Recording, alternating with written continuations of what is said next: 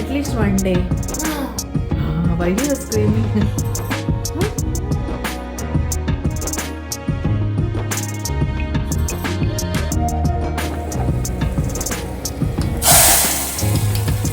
అసలు కడక్ వాళ్ళ సర్ది మాకు అసలు ఎక్స్పీరియన్స్ చేసి 4 years అయిపోయింది అని రేఖ చెప్తుంది.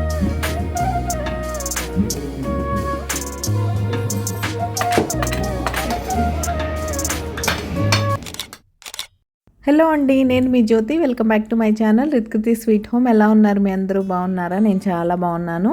ఈరోజు మీరు నా సాటర్డే రొటీన్ బ్లాగ్ అయితే చూస్తారు. మంచి వింటర్ బ్లాగ్స్ ఇంకైతే స్టార్ట్ అయిపోయినాయి అని నేను చెప్తాను. ఎందుకంటే పీక్ వింటర్ ఆల్మోస్ట్ స్టార్ట్ అయిపోయింది. వీడియో చాలా ఇంట్రెస్టింగ్గా ఎంగేజింగ్గా ఉంటుంది. సో చివరి వరకు మిస్ అవ్వకుండా చూడండి. అండ్ ఒక మంచి హెల్దీ రెసిపీ కూడా మీతో షేర్ చేస్తాను. ఇంతకు ముందు వీడియో మీరు చూసినట్టయితే నేను జొన్న ఇడ్లీ కోసం నానపెట్టాను కదా, అవి సోక్ అయిన తర్వాత ఇలా ఉన్నాయి. ఓవర్ నైట్ సోక్ చేసిన తర్వాత ఎవరైనా ఆ వీడియో మిస్ అయినట్టయితే నేను 2 కప్పులు జొన్నలకి 1 కప్పు మినపప్పు అయితే ఇడ్లీ కోసం నానపెట్టుకున్నాను. ఓవర్ నైట్ సోక్ చేసిన తర్వాత మార్నింగ్ గ్రైండర్లో అయితే వేసి పెట్టేశాను లేవగానే. ఎందుకంటే మా దగ్గర ఉన్న చెల్లో ఇవి ఫర్మెంట్ అవ్వడం కొంచెం కష్టం. మిల్లెట్స్ ఇడ్లీ ఏంటంటే ఫర్మెంట్ అవ్వందే సాఫ్ట్గా రావు నార్మల్ ఇడ్లీస్ లాగా. సో అలా మార్నింగ్ గ్రైండర్ పని పెట్టేసుకొని అది వేసేసి పక్కన పెట్టేశాను. ఇప్పుడు కింద అయితే క్రికెట్ ప్రాక్టీస్ అవుతుంది. అసలు పిల్లలకు చూసారా, పిల్లలు తగ్గట్లేదు, వాళ్ళ కోచ్లు పేరెంట్స్ ఎవరూ తగ్గట్లేదు. వెదర్ అసలు ఎలా ఉందంటే ఆ రోజు ఫుల్ చలిగా ఉంది. ఐ థింక్ అరౌండ్ 7 degrees ఉందనుకుంటా ఆ టైంలో. ఇప్పుడు టైం కూడా ఏం ఎర్లీ మార్నింగ్ కాదు, 8:30కి ఆ రోజు నుంచి క్రికెట్ అనమాట. 9 o'clockకి ఇలా ఉందన్నమాట వెదరు. ఆల్మోస్ట్ ఆఫ్టర్నూన్ వరకు ఇంతే.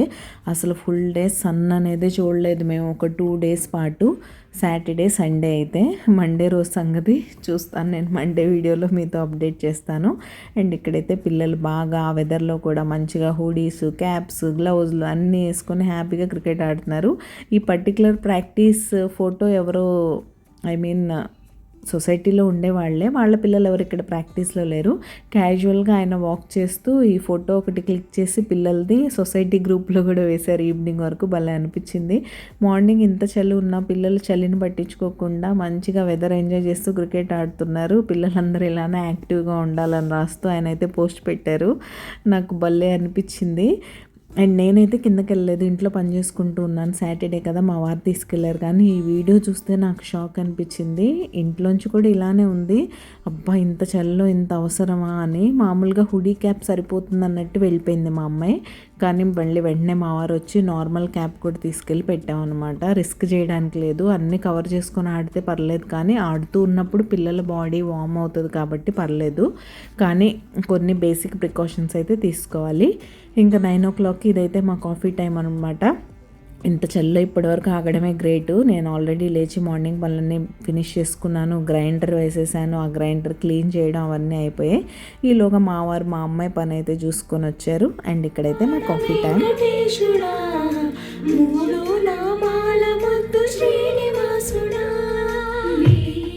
అండ్ మార్నింగ్ నుంచి ముగ్గు చూపించడం మర్చిపోయాను కదా, ఇది ఈరోజు ముగ్గు అయితే. ఆ టైంలో రికార్డ్ చేశాను కానీ క్లిప్ కొంచెం ముందు వెనక అయిందనమాట. ఇంకా కాఫీ తర్వాత నేను కూడా మంచిగా ఫ్రెష్ అయిపోయి చక్కగా పూజ కోసం అన్నీ రెడీ చేసేసుకున్నాను.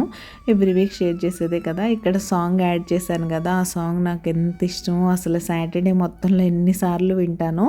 మోస్ట్లీ నేను ఆ రోజు వాట్సాప్ స్టేటస్ పెట్టిన, ఇన్స్టాలో పెట్టిన, ఈవెన్ మీరు చాలాసార్లు అబ్జర్వ్ చేస్తే నేను వెంకటేశ్వర స్వామి పూజ షార్ట్ పెట్టినా మోస్ట్లీ నేను ఈ సాంగే యాడ్ చేస్తాను. రోజంతా హమ్ చేస్తూనే ఉంటాను. అసలు ఎంత బాగా అనిపిస్తుందో. సాటర్డేస్ అనే కాదు, ఏ డే అయినా సరే నాకు ఆ పాట వినడం అంటే చాలా ఇష్టం. మీలో ఎంతమందికి ఆ సాంగ్ అంటే ఇష్టం నాతో చెప్పండి. ఇంకా ఫైనల్గా కూర్చొని మేమైతే పూజ అంతా ఫినిష్ చేసేసుకున్నాం. కొబ్బరికాయ కొట్టేసిన తర్వాత ఇంకా హారతి ఇచ్చేయడమే.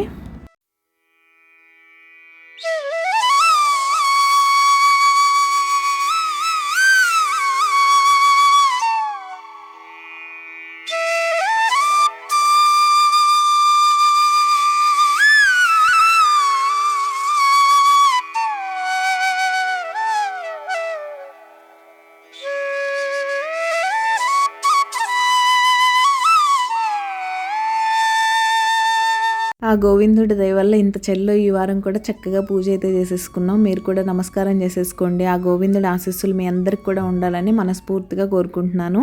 ఈరోజు చామంతి పువ్వు అయితే లేవు, రెడ్ రోజెస్తో మంచిగా పూజ చేసుకున్నాను. హలో, ఫైనల్గా పూజ అయిపోగానే మేమైతే ఎవరి స్వెటర్స్లోకి వాళ్ళు వచ్చేసాం. చలి చలి బాబోయ్, ఇవాళ బాగా చలిగా ఉంది.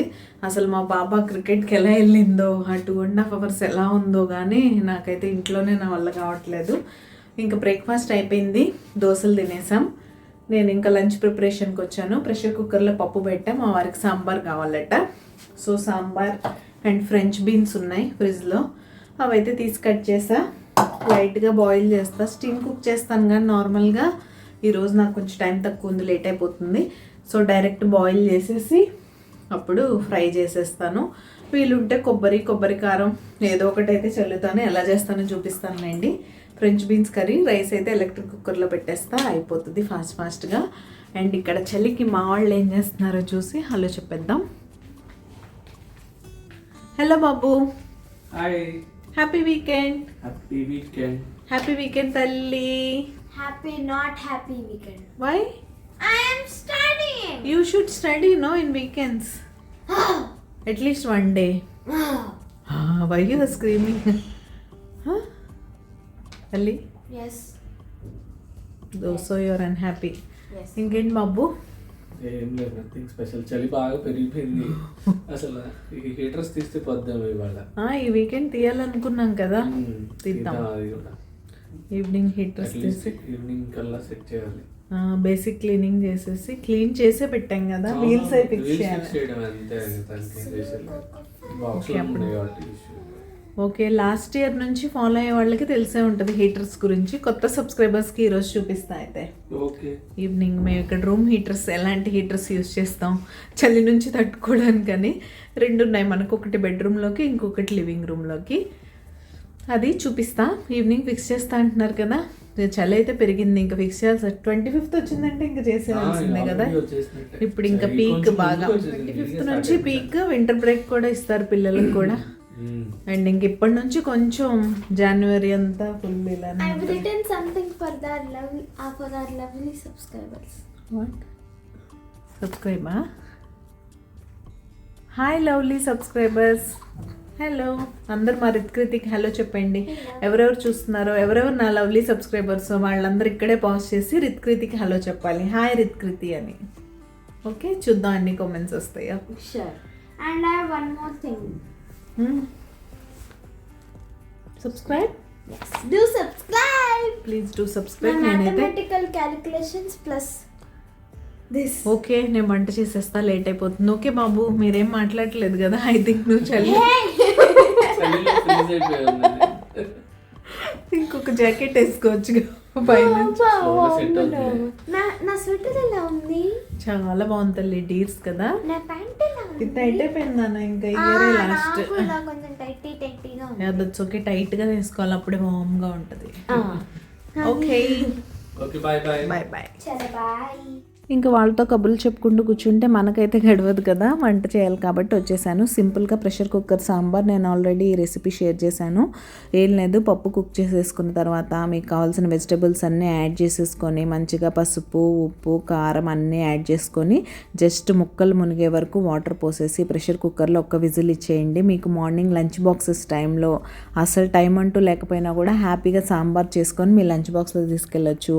మార్నింగ్ బ్రేక్ఫాస్ట్లో ఇడ్లీ సాంబార్, వడ సాంబార్ తినాలనిపించినా కూడా ఇలా అయితే తినేయచ్చు. ఇంకా అలా ప్రెషర్ కుక్కర్ పెట్టేసిన తర్వాత బీన్స్ ఫ్రై కూడా రెడీ చేశాను. ఆల్రెడీ బీన్స్ ఉడకడానికి పెట్టేశాను అన్నాను కదా, అవి ఉడికేలోపు తాలింపు కూడా రెడీ చేసేస్తున్నాను.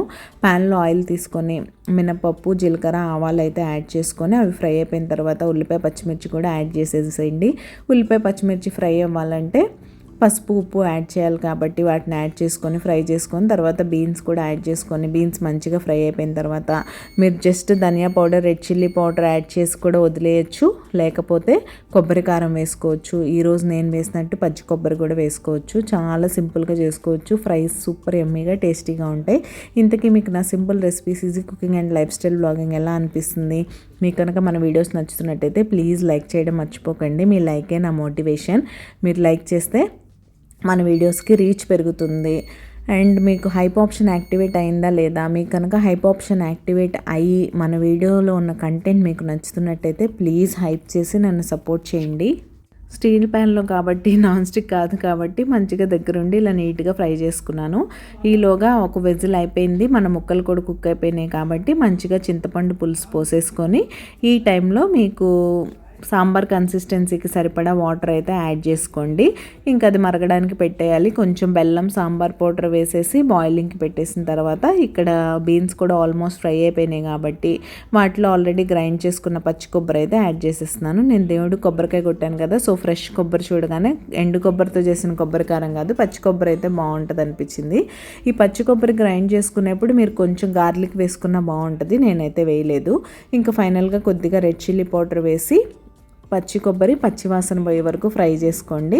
ఆ తర్వాత పైనుంచి కొత్తిమీరతో గార్నిష్ చేసేసుకున్నామంటే మన యమ్మీ బీన్స్ ఫ్రై రెడీ అయిపోయినట్టే. పక్కన సాంబార్ కూడా మరిగిపోయినాయి, వాటికి కూడా తడకకి రెడీ చేసేసి తడక పెట్టేసామంటే ఎలక్ట్రిక్ కుక్కర్లో ఆల్రెడీ రైస్ ఆన్ చేశాను, అది కూడా కుక్ అయిపోతే మంచిగా ఈ చలిలో కోజీగా కూర్చొని వేడివేడిగా లంచ్ అయితే ఎంజాయ్ చేసేయచ్చు.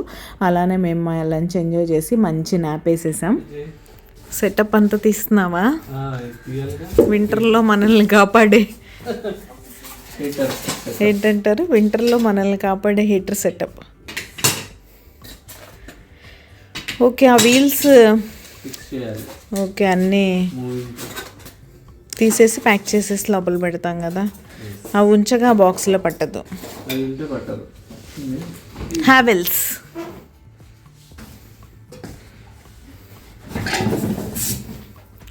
ఇదేంటి రూమ్ హీటరేగా?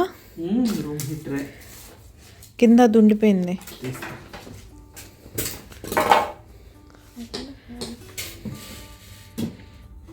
ఇది ఒక పని ఎవ్రీ వింటర్, దీన్ని రెడీ చేసుకోవడం, 2 months తర్వాత మళ్ళీ ప్యాక్ చేసి లోపల దాచుకోవడం.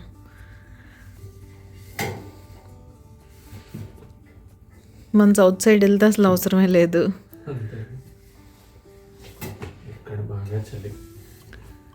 ఇవి లేకుండా ఉండలేమా బాబు? కష్టం, మరి ఇదే ఎక్కువైపోయింది. అంటే ఇక్కడే పుట్టి పెరిగిన వాళ్ళు అయితే వాళ్ళకి అలవాటు అయిపోద్ది. ఇక్కడ వాళ్ళు కూడా యూస్ చేస్తారు పీక్లో, ఒక 1 month అయితే రన్ చేస్తారు అందరూ. కానీ నా ఫ్రెండ్ చెప్తుంది కింద వాళ్ళు 2-3-4 years నుంచి అసలు యూస్ చేయట్లేదట. వాళ్ళు బాగా చలి తగ్గిపోయిందని ఫీల్ అవుతున్నారు 4 years నుంచి. అసలు కడక్ వాలి సర్ది మాకు అసలు ఎక్స్పీరియన్స్ చేసి 4 years అయిపోయింది అని రేఖ చెప్తుంది. 4 years అయింది అసలు మేము హెవీ బ్లాంకెట్సే తీయలేదంట, హీటర్స్ ఏంటి అంటుంది.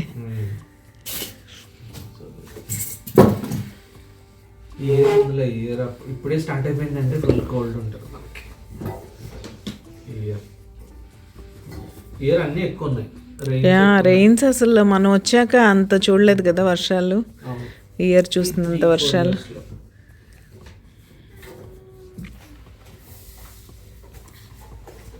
ఇక్కడ ఫిక్స్ చేయాలి, స్టాండ్ దీనికి ఇచ్చాడు చూడు, ఇక్కడ దానికి ఫిక్స్ చేయడం. కానీ నాకు లివింగ్ రూమ్లో ఏమంత ఎఫెక్టివ్గా అనిపించదు, క్లోజ్డ్ రూమ్స్లోనే బాగుంటుంది. కొంచెం క్లోజ్ అని ఉండాలి కదా, అంటే మన బెడ్రూమ్లో బాగా తెలుస్తుంది కానీ ఇక్కడ ఓపెన్ కదా మన డైనింగ్ అండ్ లివింగ్, దానివల్ల తెలియదు. మరి దాని పక్కన కూర్చుంటే తప్ప హీట్ ఫీల్ రాదు. అలా కాకుండా మన బెడ్రూమ్లో ఏదో కార్నర్లో పెట్టేసిన డోర్ క్లోజ్ చేస్తే మంచిగా హీట్ అయిపోతుంది. ఇవి కాకుండా కొంతమంది బాగా చిన్నవి పెట్టుకుంటారు కదా, అవేంటి బ్లోవర్సా, వైట్ కలర్వి. అది మరీ చిన్నది, దగ్గరికి వెళ్ళి ఏదో క్యాంప్ ఫైర్ దగ్గర కాళ్ళ దగ్గర మన కింద సెక్యూరిటీ గార్డ్స్ పెట్టుకుంటారు. అవి కాయిల్ టైప్, అవి ఇదేంటంటే ఆయిల్ ఫీల్డ్, ఇది రేడియేటర్, ఇది నీకు అలా కన్వెక్షన్ టైప్ అన్నమాట. ఓకే, బ్లో ఉండదు. అదేంటంటే వాడు కాయిల్ మీద నుంచి బ్లో చేస్తారు. చాలా మంది ఇళ్లలో కూడా వాడతారు. కానీ అదేంటో క్యాంప్ ఫైర్ లాగా దాని దగ్గరికి వెళ్ళి చేతులు పెట్టాలి అంటే రూమ్ హీట్ చేయదేమో కదా అది. అది ఓన్లీ నీకు కాళ్ళ దగ్గర పెట్టుకోవడానికి.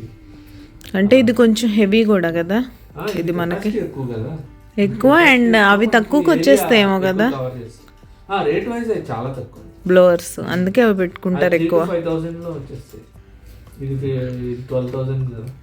వాళ్ళు ఎలా అంటే సింపుల్గా రెడీ అయ్యేప్పుడు పక్కన పెట్టుకుంటున్నారు, రెడీ అయిపోతున్నారు అలా. ఎక్కడ కావాలంటే అక్కడ క్యారీ చేసి ఫిక్స్ చేసుకోవడం. అవి పోర్టబుల్.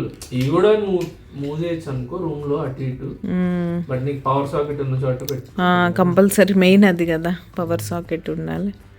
ఇది ఏంటంటే నువ్వు రూమ్ లో ఒక కార్నర్ లో పెట్టేసిన నైట్ టైమ్ రూమ్ అంతా వేడవుతుంది, నీకు ఆ డ్రైనెస్ రాదు. దాంతో ఎక్కువ అది ఉంటుంది. హీట్ ఎయిర్ బ్లో చేయదు, ఇది రూమ్ ని హీట్ చేస్తుంది కన్వెక్షన్ ద్వారా. అట్లా అదొక్కటే దీనిలో అడ్వాంటేజ్. ప్లస్ పెద్ద రూమ్స్ కి ఇవి, చిన్న వాటికి అయితే అది నడుస్తుంది.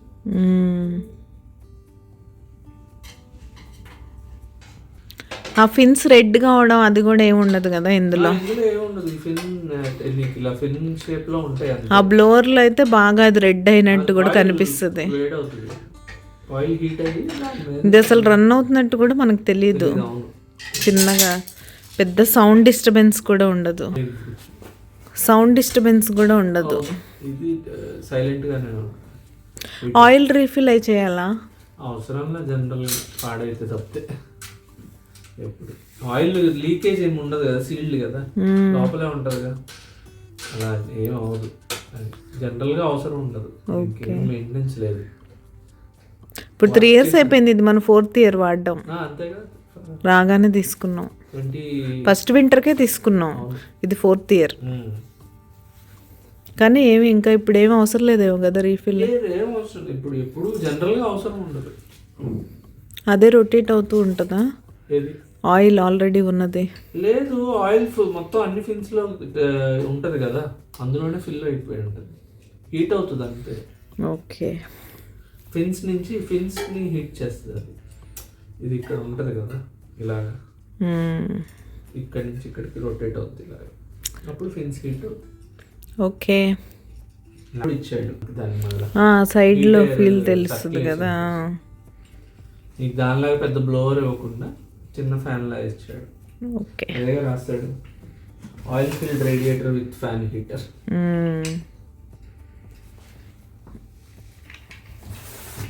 హ్యావెల్స్. అది మా హీటర్ స్టోరీ అయితే విన్నారు కదా. ఇంకేమైనా డౌట్స్ ఉన్నా తెలుసుకోవాలన్నా కామెంట్ చేయండి, నేను చెప్తాను. మొత్తం ఫిట్ చేసేసి ఆన్ చేసిన తర్వాత చూపిస్తా ఎలా వర్క్ చేస్తుందో అని. ఇంక ఇక్కడ సెటప్ అంతా అయిపోయింది, పవర్ కనెక్ట్ చేసేసి ఆన్ చేసేసారు. ఇక్కడ మీకు హీటింగ్ మోడ్ కూడా అడ్జస్ట్ చేసుకోవడానికి ఉంటుంది, లో మీడియం హై అని. హై పెట్టేసుకుంటే మరీ హీట్ అయిపోద్ది, అసలు ఉండలేము. పీక్ వింటర్లో అయితే మీడియంలో పెట్టుకోవాలి, నార్మల్గా అయితే లోలో పెట్టుకుంటే సరిపోద్ది. అంతే, ఆన్ చేసుకొని కోజీగా వాళ్ళైతే కూర్చున్నారు. నేనైతే డిన్నర్ రెడీ చేయడానికి వెళ్తున్నాను.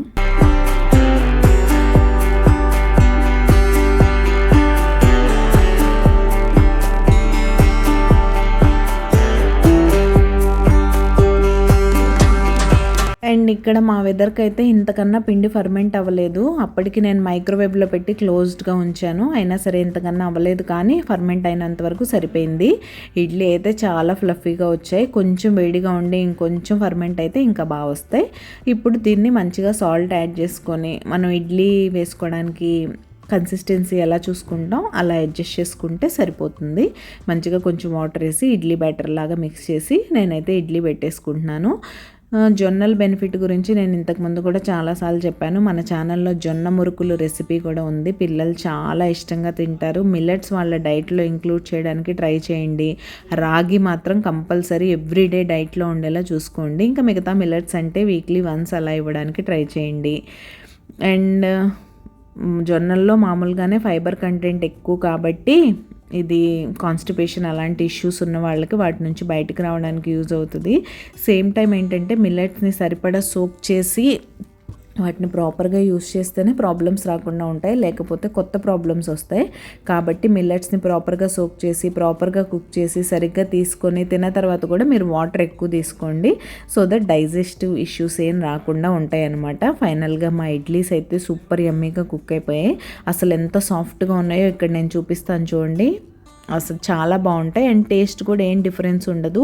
మిల్లెట్స్ కదా హెవీగా ఉంటుందేమో అనే ఫీలింగ్ అస్సలే ఉండదు, చాలా లైట్గా ఉంటుంది.